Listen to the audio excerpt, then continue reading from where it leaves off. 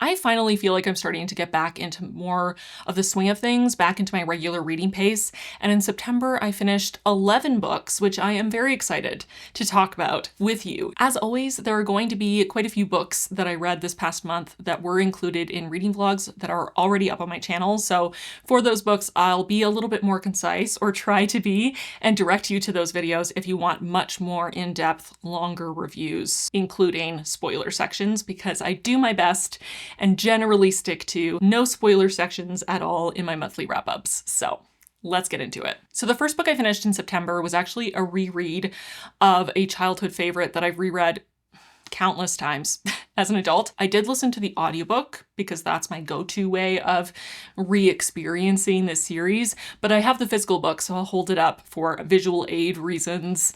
The Clan of the Cave Bear by Jean M. Auel. I believe I've talked about this series before on this channel a few times as, you know, a childhood favorite, a historical fiction recommendation if you're interested in prehistory historical fiction. This is a series that I first read maybe at 7 or 8 years old, at least the first couple books. And then after I read them the first time in hard copy, I own the entire series in these paperbacks. I got the audiobook versions on tape from my parents, and I listened to those repeatedly for the rest of my childhood as like a comfort thing to help me go to sleep. And as an adult, as someone who struggles with sleep pretty significantly, one of my favorite things to do is to put on my sleep phones, which are like soft headphones that I can sleep in, and put on one of the audiobooks in the series. And it's just the most comforting thing ever. It really helps me relax and feel safe and go to sleep. But because this was such a hard summer for me, I definitely was needing comfort and also was having even more issues with sleep than usual. So I actually started my re-listen of this book probably in July. And because it helps me fall asleep, I would maybe listen to a chapter before I'd fall asleep at night. And then the next day I'd rewind a bit, listen to maybe another chapter, fall asleep. So it took me into the very beginning of September to actually finish it, even though I started it earlier in the summer. In terms of reviewing this actual book, I mean, I don't have any objectivity when it comes to this book in the series because it's a series that means so much to me for nostalgic reasons, and it's a series that I grew close to when I was very young. I'll focus specifically on the first book. I do think that this is a good book. I was going to say objectively, but it is still subjective because it's my opinion. But I mean, outside of nostalgia goggles, I do still think that this first book is a good book and is worth reading if you're interested in ancient humans and prehistory. This is essentially, if you've never heard of this, we have the main character, Ayla, who is Homo sapiens, and she, through circumstances that I won't spoil, is left alone as a 5-year-old and struggling to survive. And a community of Neanderthals happen to pass by, and their medicine woman stops and notices this young 5-year-old girl who is injured and delirious, and she feels her compassionate heart being pulled by a child who needs her and gets permission to bring her along with them and to try to nurse her back to health, which she does. And Ayla then proceeds to grow up amongst Neanderthals, who are not only a different species of human, but also have pretty significant differences in cultural, societal makeups, their religious beliefs. And that's a huge learning curve for Ayla, despite the fact that she's so young. She has to spend a lot of effort adjusting to their culture and trying to fit in. Now, this came out in 1980, so I'm sure some of the research or understanding of Neanderthals and ancient humans are different now than they were. Wow, I just realized that's 45 years ago. I mean, I wasn't alive in 1980, but still, that's disturbing. Anyway, 45 years is a long time to discover new information and for our understanding of the archaeological data to change. Still, Jean M. Auel did so much research to write this series, and my favorite thing about it as a kid, other than really getting attached to the characters, was just how fascinating it was to hear about how Neanderthals might have lived, because this book really is focused entirely on Neanderthal society, culture, hunting practices, gender roles, spiritual beliefs, etc., etc. It just felt like it lit my intellectual curiosity on fire as a kid to learn about ancient ways of life and how humans evolved through time. And so that is one of my favorite things about it. And that is the main reason that I tend to recommend this to people if you are interested in a fictionalized account of ancient humans that is based on pretty rigorous research, if potentially outdated research at this point. And then, of course, the other side of it is the character connection side. I am a character-driven reader predominantly, and I do love the characters in this book. Ayla, Issa, and Kreb are characters that will be in my heart forever. I feel very attached to them, and I will not be hearing any slander of them at this time, or at any later time. Thank you very much. But this really is a story of found family and belonging and acceptance and love and loss and grief and gendered expectations, gender roles, and pushing back against those expectations, which is something that Ayla does throughout the book. I have my issues with this series, and as the series goes on, there are more issues and they are more blatant.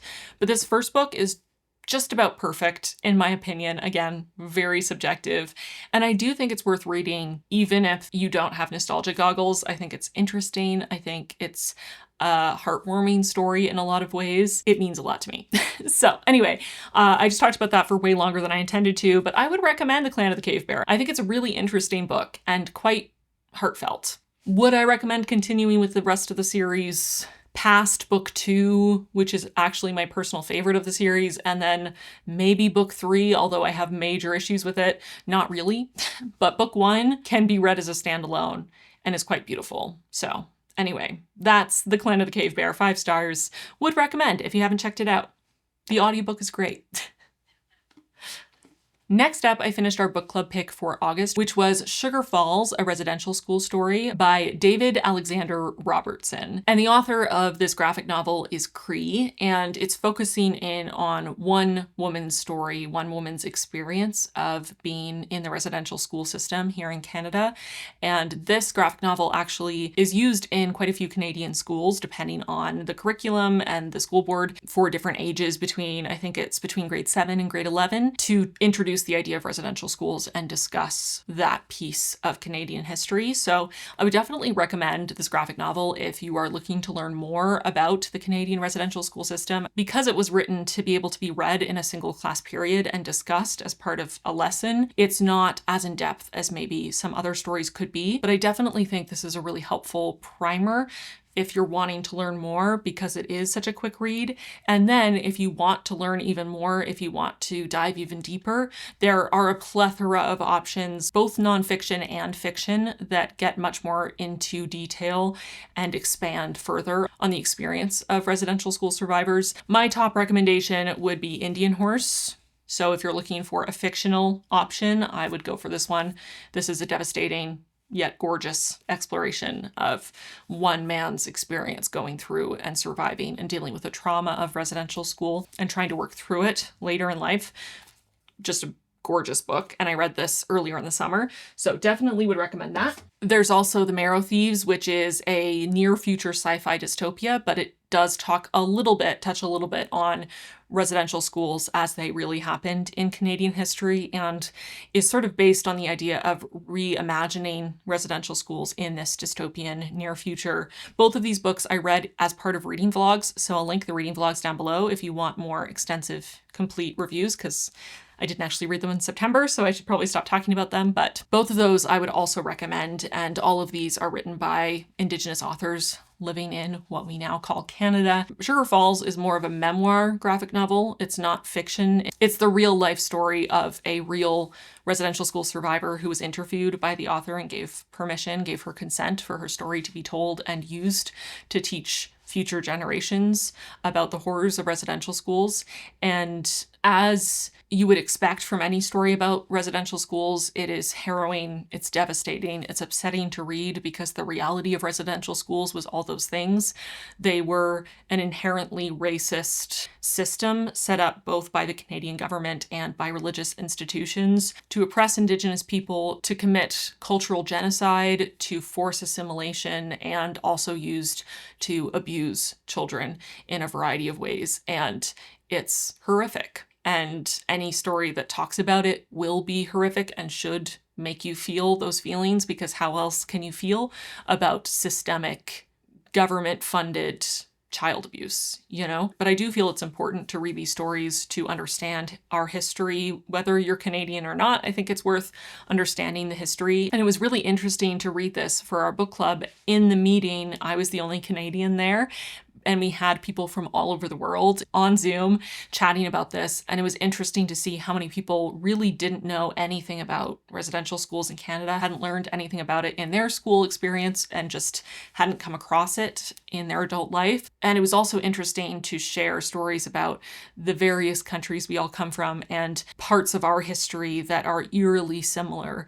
And I think that universality is really interesting to explore, even if you aren't Canadian yourself. But if you are Canadian and you don't know a lot about residential schools, like I said, I definitely think this is a good primer to get a bit of an overview, and then to be able to expand from there and learn a little bit more and read more about experiences. So I gave Sugar Falls 5 stars. Next up in September, I read The Master and Margarita by Mikhail Bulgakov. This was for my Read It or Unhaul It challenge, so it is included in my September Read It or Unhaul It reading vlog, which is not up yet, but I'm in the midst of editing it. It should go up in a few days on Saturday, so keep an eye out. Because I know this video is about to go up, I'm not going to go into too much detail, but I will say this is another 5-star read. Yes, I kid you not, the first 3 books in September were all 5-star reads. Amazing. So The Master and Margarita, this is a modern Russian classic, and it is entirely satire and poking fun at and criticizing the Russian government, talking about censorship and hypocrisy and corruption. It has some speculative elements to it that I won't go into detail on because I don't want to spoil it for anyone who has managed to not be spoiled for the content of this book, but it is ridiculous. It's slapstick comedy at times. It is just chaotic and silly and strange and at times a little horrifying,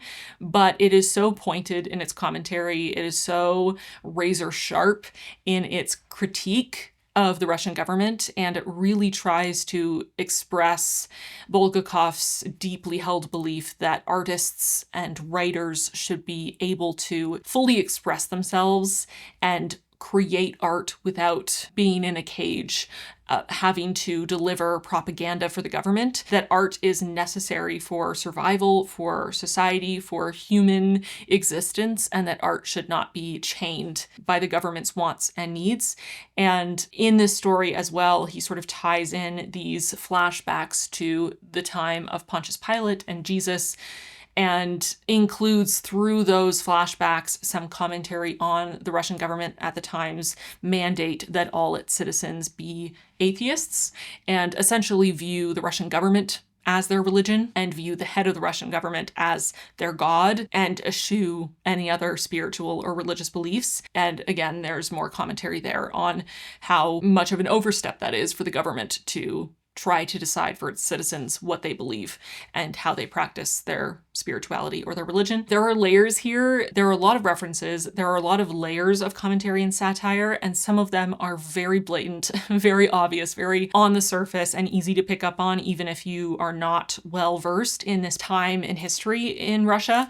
But there are also many layers that I would have totally missed if I hadn't been really diving into the notes in the back of my edition and doing extra research on the side to try to understand all the extra references and commentary to specific people and places and ideas and sayings that I wouldn't have known otherwise. So it can be, I would say, read as surface level as you want, and still, I would say, probably, if you like kind of odd, strange slapstick comedy with a little bit of magic and the unexplained and a little bit of horror here and there, if that appeals to you, you might find this to be an incredibly entertaining read, especially as far as dense classics go. But there are so many extra layers to dive into if you are willing and able to spend the time doing some research and diving deeper to understand all of that commentary and satire. It's really well done. I can't believe I waited so long to read this. I had an amazing time reading it. Very entertaining, but also had a lot to say.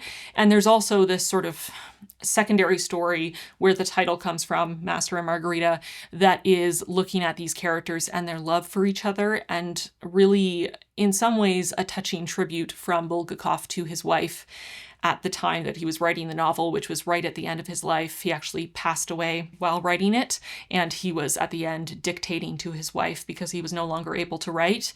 And Margarita is pretty well established to be based on his wife, but it does feel like a tribute to their undying love, to their eternal love, especially because he knew he was at the end of his life. He was terminally ill, and it does deal with mortality and death and loss. So there's that layer as well, which I found incredibly touching and heartfelt. So definitely many layered, but also just deeply entertaining, very funny and ridiculous. There were times that I was reading and I just thought, what in the world is happening right now? You get to the point where you're reading and you just think, I have no idea what's going to happen on the next page. It could be literally anything. The whole world could explode. There could be a giant duck that's dropped into the middle of Moscow. Literally anything could happen. We could be zapped into Oz. I don't know. I wouldn't be surprised, which is kind of fun. So I would recommend The Master and Margarita. I had a great time with it. Again, check out the reading vlog, which is going to be published in a couple days, to go along with me as I read it and experience it with me and get a much more in-depth review, including spoiler sections if you've read it and want to hear my spoilery thoughts. But this was a 5-star read for me. I had a really great time. Oh, also, I should note before I move on that the translation I read was the Bergen and O'Connor translation, because I keep getting that question when I talk about this book. So anyway, would recommend. The next book I finished in September is also going to be in that same Read It or Unhaul It reading vlog, Rouge Street by Xuetao. And this one is a collection of short stories, also a commentary and critique of a government, but in this case, it's China instead of Russia.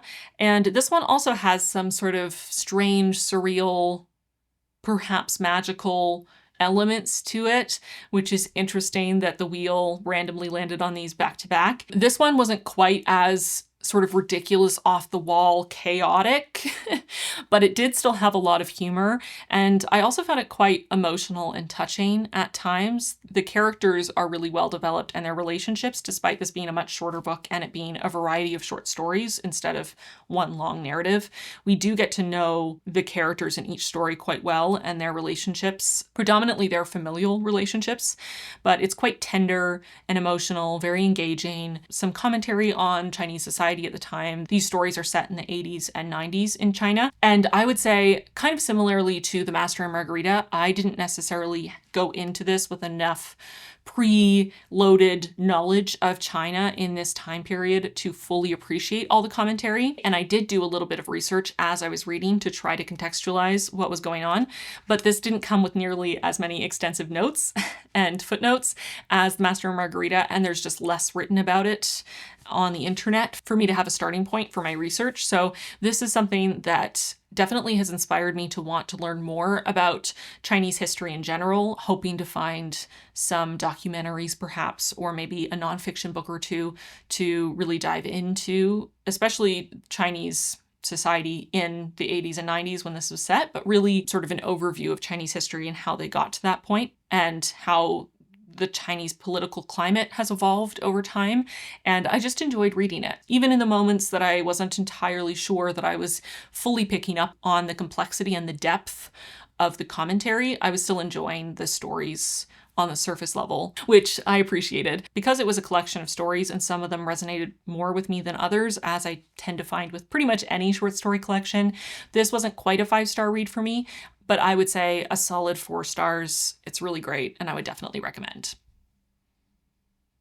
Next up in September, I read Katabasis by R.F. Kuang. I have a standalone reading vlog / review of this book, which is, yes, over 3 hours long. That wasn't my intention going into it. I just had a lot to say. So check out that video if you want very in-depth thoughts on this book. If you haven't read it yet and you skip the spoiler sections, it's going to be significantly less than 3 hours, probably closer to an hour, I would say, of non-spoiler thoughts. That's just an estimate because I haven't gone back to look, but what can I say in a much more concise way about Katabasis. This was not for me. I ended up giving it 2 stars. I think it was a really great premise, some really interesting ideas. I really loved the magic system, all the academic references, and some of the asides getting into physics or philosophy I found interesting and engaging, but where this really lost me was in the characters. I just did not care about the characters at all. I really hated Alice as a protagonist. I could not get on board with her. She was very unlikable, which can be okay, can work very well, and can even be incredibly entertaining. But in this case, there just wasn't enough growth and change. There was no self-reflection. She was incredibly irksome and stayed that way the whole time. And the plot also was very stagnant. Not a lot happened. There weren't a lot of stakes. There wasn't a lot of danger, despite us being in hell the whole time. There were a lot of inconsistencies, just the narrative and the narrator and the characters contradicting themselves constantly. There were things presented as very obvious facts that did not make much sense to me and felt kind of logically shaky at best, that were never really explained. And probably the biggest issue that I personally had with it from my own experience as someone who has had an eating disorder was that this book has a lot of ED content and it glorifies restrictive eating disorders without ever taking a step back and re-examining it, without exploring it, without critiquing it, without condemning it. It's just constant, repetitive glorifying of restrictive eating disorder behaviors. And that never ends and never changes.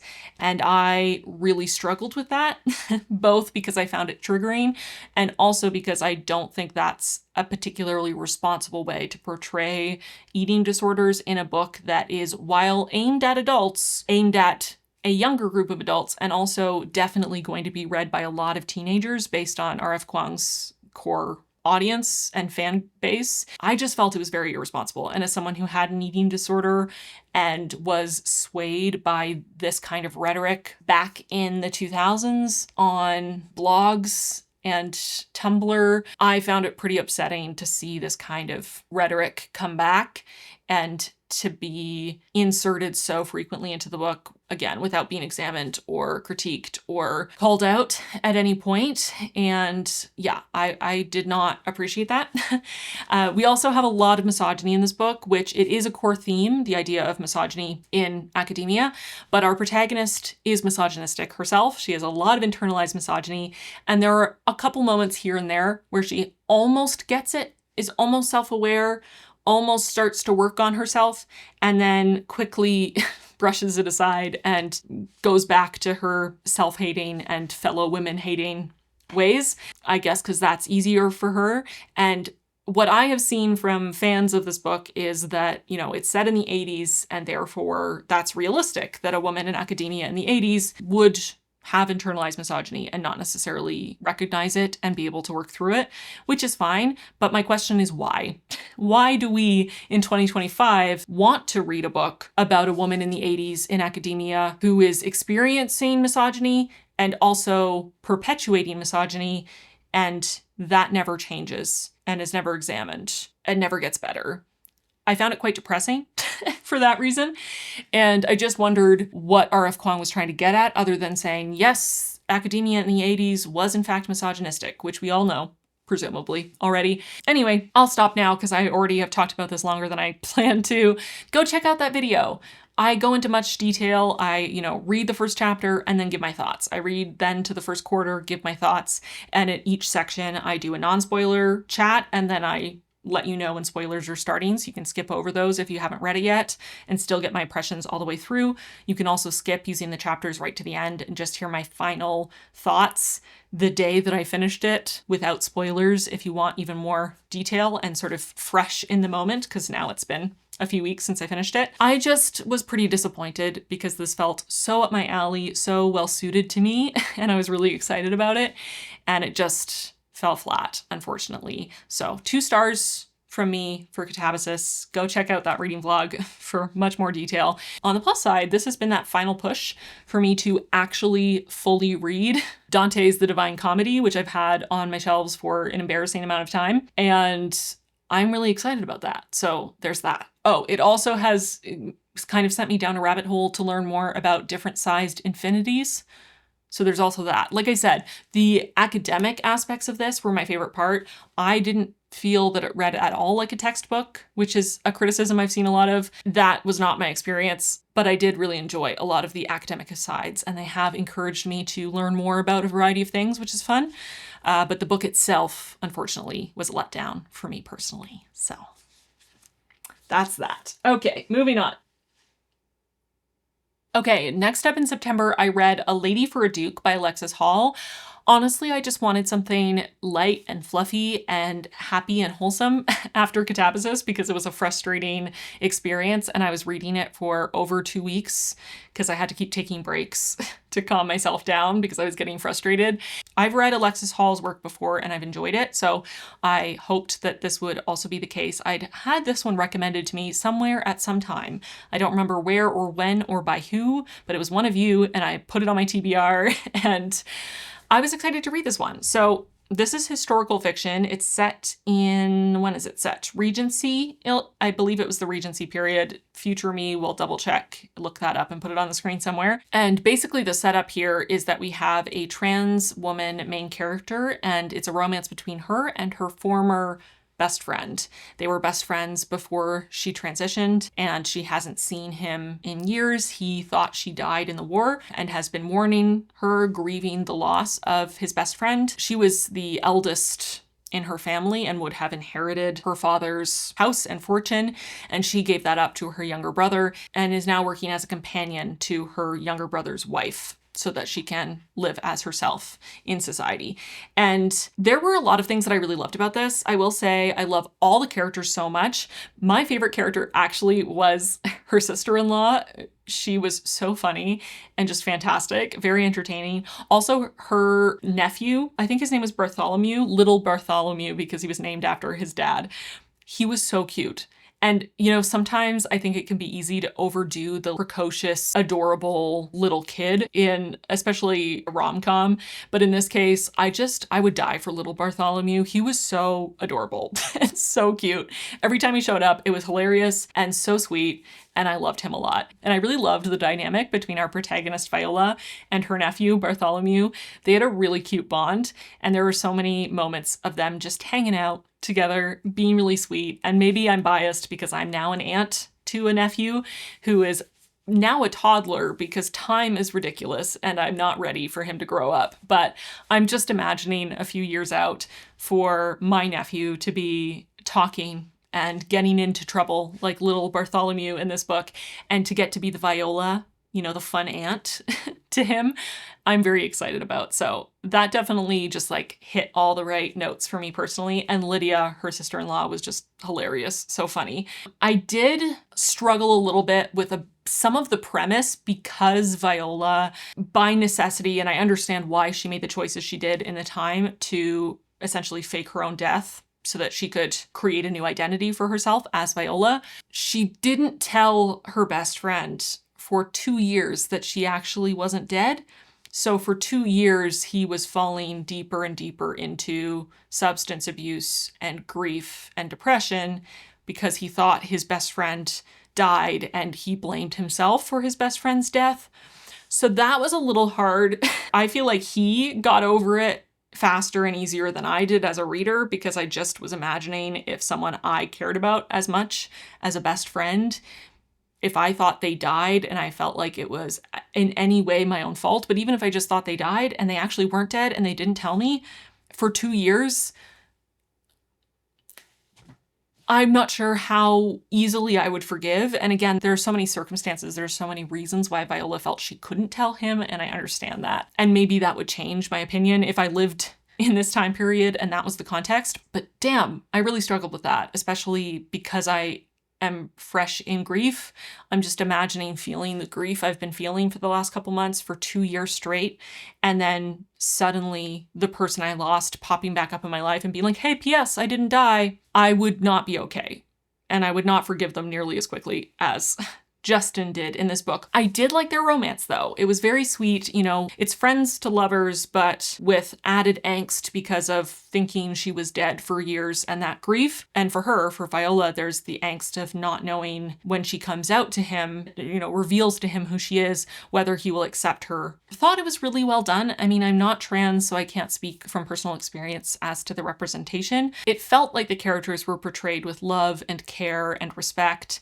I thought the romance was really sweet and wholesome once I didn't fully get over the whole not telling him that she wasn't dead for 2 years thing, but I did try to let go to just enjoy the romance, and the romance was really sweet. I thought they were great together. They were both very wholesome and romantic together, but also very sexually compatible. There are also other queer characters in this world. Like there's a friend of Lydia's who is known to be sort of a female rake, and she is known to be sapphic. So if this is kind of a queer norm in some ways, I mean, not entirely, but sort of teetering on the edge of queer norm historical romance. And I just found it really wholesome and lovely altogether. I thought they were really sweet together, best friends to lovers, like they were always the most important person in each other's lives, and I just liked it a lot. I did end up dropping a star because of the whole not telling him for 2 years straight that she wasn't dead and letting him fall deeper and deeper into substance abuse and grief and depression. I couldn't fully get over that, but it was a 4-star read otherwise. It was a really fantastic read, very wholesome, sweet, cute. I laughed a lot. I, felt my heart grow 10 sizes from the sweetness and the friendships and the familial relationships and also the romance, which was both sweet and spicy, which is what you want from romance. I'm starting to find that my niche for romance might be historical romance that has queer characters somewhere, even if it's not the central couple. For some reason, it seems like the authors who write historical romance, who are also willing to write characters who are queer, kind of helps eliminate some of the aspects of traditional, contemporary, very cis-het normative romance that drives me up the wall. I feel like there is less of that in historical fiction that either is fully queer norm or has queer characters. So anyway, I really liked this. Another plus for Alexis Hall. Would recommend. Check it out if you're interested. I feel like I'm starting to find my niche in romance, and I'm not mad about it because I am a romantic and I do want to love more of the romances I read. So, A Lady for a Duke, 4 stars. Next up in September was yet another Read It or Unhaul It. So this is also going to be in that reading vlog that's coming out in a few days. How to Read Now by Elaine Castillo. This is a collection of essays about how we can read better, how we can be more thoughtful, critical readers, the power of reading, the importance of reading diversely, but not in a performative way, in a real, genuine way of supporting diverse stories and not demanding that authors of color, queer authors, disabled authors have to write stories that are either representative of an entire group of people or are politically driven in some way, or treating the stories through that framework, but appreciating diverse stories for the stories themselves as a human being trying to connect with other human beings. And I really appreciated this. I felt like not only did the author bring up so many things that I have felt and tried to express over the years that I've been talking about books on the internet, but also she brought so much of herself to these essays, her own experience as an author of color, a queer author, so many of her own personal experiences with her parents, her experience of loss, losing her dad, and her grief, and how that impacted her as a reader and as a human, which is something that I found extremely touching, having just lost my dad a few months ago. I just felt there was so much passion here, there was so much vulnerability and honesty, and this really earnest wish for people to break through their own biases, their barriers, to read more expansively, to read more critically and deeply, more thoughtfully, to read outside of their box and their own experience, not because they feel they have to, otherwise they'll be criticized, but because they genuinely care to. They genuinely want to expand their horizons and connect to people and to understand the world in a new way. I just really love this. I feel like it said so much of what has to be said, what people need to hear, and said it beautifully because a lot of the writing in here was absolutely gorgeous, which has made me really want to read some of Elaine Castillo's fiction. So I have put her books on hold at the library because I would love to read more of her work. I think this is a really worthwhile read if you are interested in how to read better, in why we read the way we do, on all the intersecting experiences and systemic issues that are compounding to create a very particular dynamic within publishing that pushes certain types of stories and frames stories in a particular way that is not conducive to actual genuine connection and thoughtful, meaningful reading. I gave this 5 stars. I thought it was amazing. I would recommend. Next up in September, I listened to 2 audiobooks for my experimental fiction reading vlog, which you can check out on my channel. That one is already posted, so go watch that one. For that video, I read The Life of Chuck by Stephen King and The Waves by Virginia Woolf. This was actually my first experience of Virginia Woolf's work, which was very exciting. I ended up loving both of these books. I gave them both 5 stars, and they actually had a lot more in common than I initially expected going into it. I picked them because they were both experimental. I knew structurally they were playing with form, and that's what I wanted to kind of dive into in that reading vlog, but they ended up having a lot more in common thematically than I'd originally expected, and I cried reading both of them and felt very emotional. So definitely go check out that video. I go into so much more depth, and they're both kind of strange, complex books that are hard to talk about in a concise way. So go check out that reading vlog because I talked a lot, and I've already talked a lot in this video, but just know The Life of Chuck by Stephen King and The Waves by Virginia Woolf both got 5 stars. So it was a great reading vlog. Next up in September, I finished my final book for my September Read It or Unhaul It reading vlog, City of Saints and Madmen by Jeff Vandermeer. And actually, you know, a fitting book to read after The Life of Chuck and The Waves, because this is also extremely experimental and strange. This is a collection of short stories, but they're all interconnected, and it is sort of one whole novel, but also kind of not. It's science fiction, horror, very weird, lots of creepy fungus, and giant squid at one point, body horror, exploration of colonization and grief and loss and transformation, some gorgeous writing, a little mind-bending and ridiculous at times. I'm also not going to go into great detail into this because there's just so much to talk about, especially because it's a collection of stories. And in the reading vlog, I do go story by story and share my thoughts and my ratings, but I ended up with 4 stars for this. There were quite a few stories in here that I loved and gave 5 stars and will be thinking about for a very long time. But there were also some stories in this collection and some sections of certain stories that really dragged on and honestly made me a little mad. So to try to even it out, to try to come to some sort of consensus of my thoughts, I feel like 4 stars is fair, but I definitely loved this world of ambergris and the absolute creepy, eerie atmosphere and just this concept of a city that is completely infested by fungus. It's so unsettling in the best way possible, and I'm really excited to read on in the series, but definitely check out the reading vlog coming out in a few days for my entire very detailed thoughts, because again, this is another book that I know if I start talking about it, I will talk for ages. I just love Jeff Vandermeer's mind. He's so weird, and his ideas are so weird. Really great characters though as well, and also very funny at times. I laughed out loud quite a few times reading this, especially in one particular story, which was The Hoboken Guide to the Early History of Ambergris. That one was the funniest to me. And then the scariest story was The Cage, which I will be thinking about for a very long time. And that brings us to the final book I finished in September, another historical romance, in this case a sapphic historical romance, Ladies in Hating by Alexandra Vasti. And it actually occurred to me after I finished this that this technically is the 3rd book in a trilogy, and I had already read Earl Crush and included it in my favorite romance novels video from a few months back, and that was technically the 2nd book in this series, and I'm now currently reading Ne'er-Do-Well, which is the 1st book in the series. So I read this completely out of order in the worst possible, most messed up possible order I could have.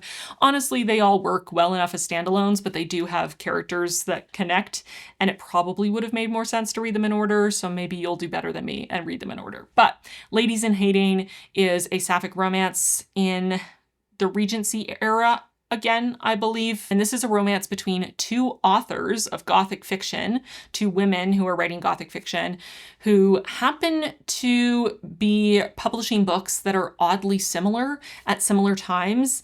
And one of them, Georgiana, is starting to suspect that there's some foul play going on. Somehow this other author, Lady Darlene, must be stealing her ideas, and she has to get to the bottom of it. And they finally meet and connect, and sparks fly. First because they hate each other, but then maybe because they want to get into each other's stockings, and things progress from there. I loved this. It was so fun. The literal only thing I didn't like about this book is that Vasti referred to Georgiana's voice as being like cut glass a few too many times, and it started to jump out at me. But other than that, literally loved every moment. Loved Georgiana, loved Kat, loved their sort of rivals to lovers dynamic. Very spicy scenes that were very enjoyable to read, but also romantic and sweet, and characters who are getting over their, hang-ups and their insecurities and their fears to find love. And there's also a lot of familial love and great friendships represented in this book. There's a theme of reuniting with your family in this book, and the importance of familial love and acceptance that was really sweet.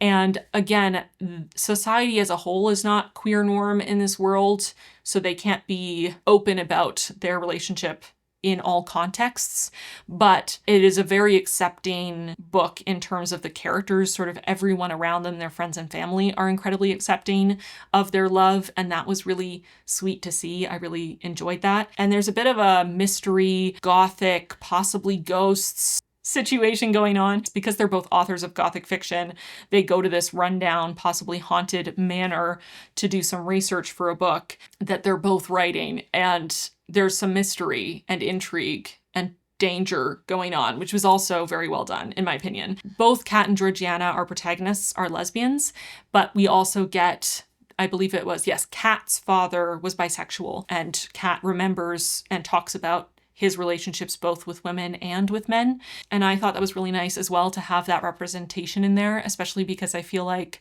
it's so much more common to see representation of female bi characters and far less common to see male bi characters. And bisexual erasure is very common in general, but especially for men who are bisexual. So I loved that that was there, even though he passed away before the start of the novel, so he's not an active character in the novel. His experience is talked about, and in a very lovely, loving way. So I appreciated that as a bisexual person myself, to get some lovely bisexual rep, even if it wasn't for the main characters in this story. I also loved Georgiana's dog, Bacon.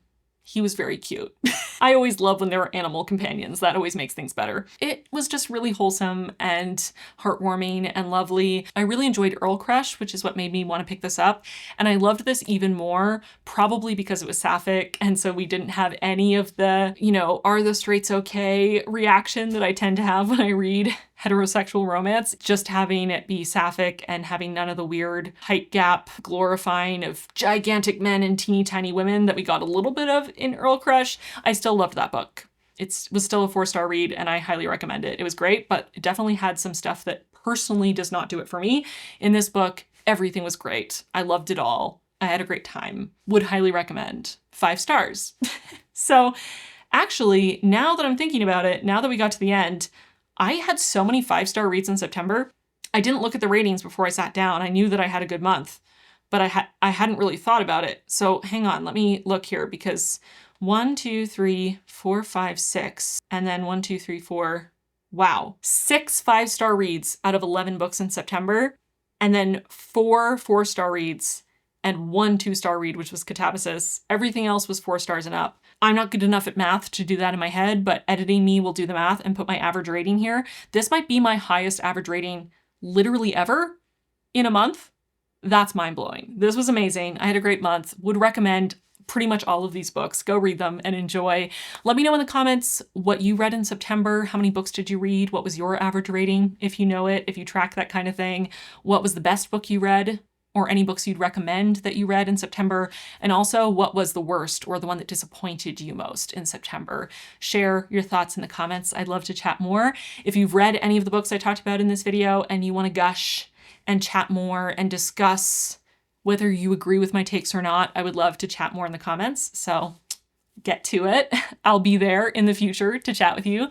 And that's it for this video. Thanks for hanging out with me for a bit, and I'll see you really soon in my next one. Bye, friends.